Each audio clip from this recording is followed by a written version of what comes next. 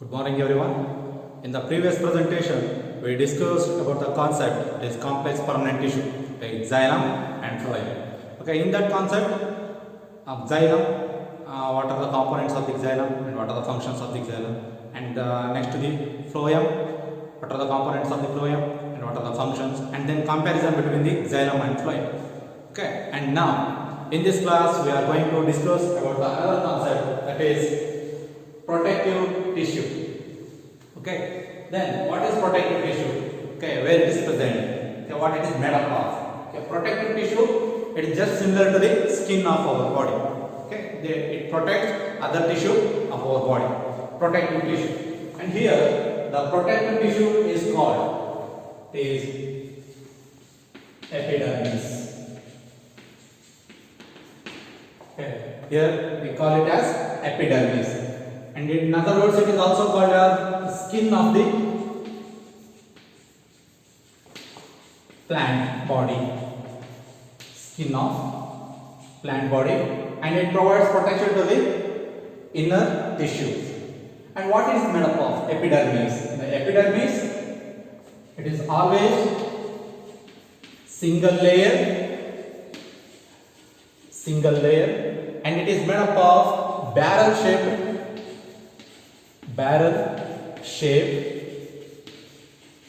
parenchyma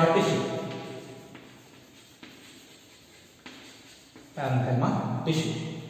Epidermis is also called as skin of the plant body, and it is always single layer, and it is consists the barrel shaped parenchymatous cells. Okay, and this is regarding the epidermis. And in epidermis there are two types, that is upper epidermis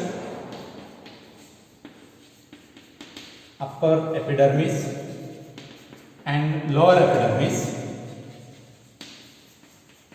Upper epidermis and lower epidermis. In between the upper and lower epidermis, a mesophyll region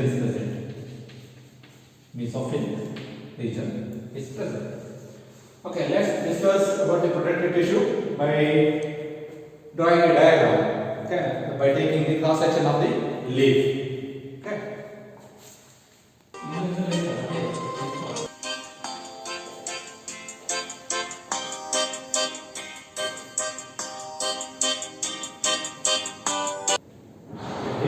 In order to explain the structure of the epidermis, here I take the example, that is cross section of a leaf. Okay, consider this is a leaf. When we take the cross section of a leaf, when we observe in microscope, the cells are arranged like this. Okay, here it is made up of two layers, upper and lower layer is epidermis. Here upper epidermis and the lower epidermis. Here it is made up of single layer barrel shaped parenchymatous cell, the upper epidermis. In addition to the barrel shaped cells, here there is a coating, okay, and it is called cuticle coating. Okay, it is made up of a waxy coating, and it protects the leaf from the decaying. And here in between the upper and lower epidermis, the mesophyll part is present. This one, fourth part in between the upper and lower epidermis is mesophyll part.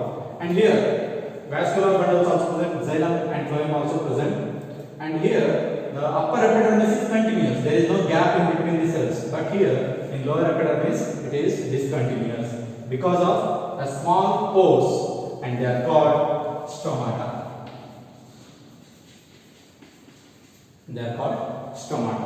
Here the small openings are present in the lower epidermis, they are called stomata. And then what are stomata and what are the function of the stomata? And here stomata are the small opening present at lower epidermis, and they help in the gaseous exchange. Okay, you are already familiar with the process photosynthesis. Okay, for the photosynthesis, the raw materials which are required for the photosynthesis is, first one is water, and it is absorbed by the root system, and it will transfer to the upper parts of the plant. And then remaining things, CO2, carbon dioxide is required, and then sunlight. In the presence of chlorophyll pigment, the photosynthesis takes place. Root system absorb the water, and how the carbon dioxide enters into the plant. That entry of carbon dioxide is takes place through the stomata. The carbon dioxide enters into the plant body through the this small opening is called stomata.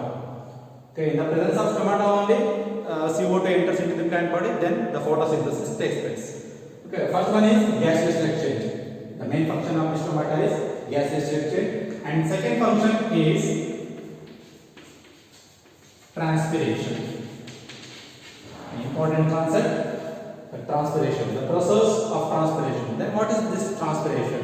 Transpiration means the process of loss of water from the plant body, aerial parts of the plant body, in the form of water vapor. Water vapor. The process of loss of water from the aerial parts of the plant body in the form of water vapor is called transpiration. Okay, why this transpiration is needed? Okay, why it is essential to the plant body? Because we already know that the absorption of water from the root system is against the gravitational force. Okay, it takes place against from root to the bottom top of the plant body. So it is against the gravitational force.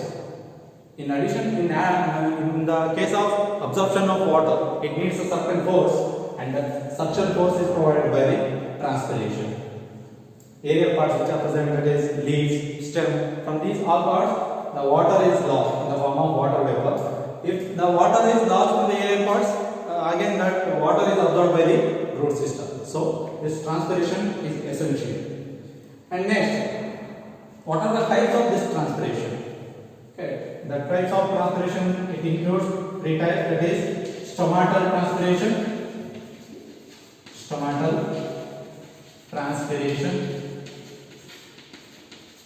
and then cuticular transpiration, and then lenticular transpiration. Okay, these are the types of the transpiration. If the transpiration takes place through the stomata, it is called stomatal transpiration. If the transpiration takes place through the cuticle, here a waxy coating, it is called cuticular transpiration. Here another one is lenticular transpiration. These are the loosely arranged blood cells, they are present in the cork of the plant body. So these are the types of the transpiration.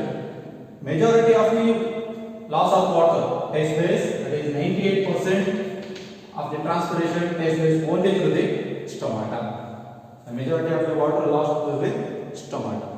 Okay, that controlling and the opening and closing of the stomata you discussed in the higher classes, it is in 10th standard.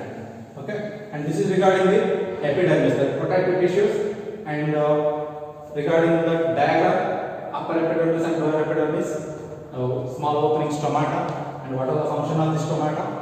There is transpiration, and then the types of the transpiration. And this is regarding the protective tissues in the plant body.